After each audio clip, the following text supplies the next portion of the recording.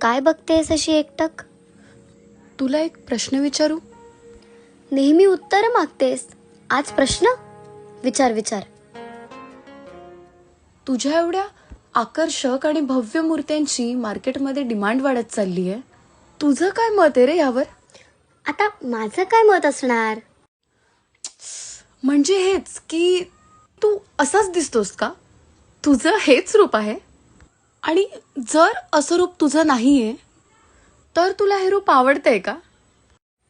माझं रूप?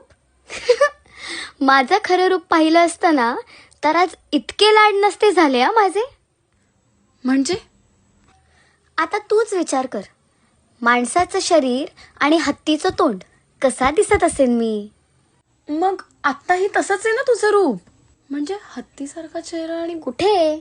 माणसाचं शरीर पिवळ्या रंगाचं, त्यावर हत्तीचं भलं मोठं काळा राखाडी तोंड, त्यात भर घालायला म्हणजे हे टंब फुगलेलं पोट. धड उठता येत नाही, बसता येत नाही आणि चाल बघशील तर कासवासारखी.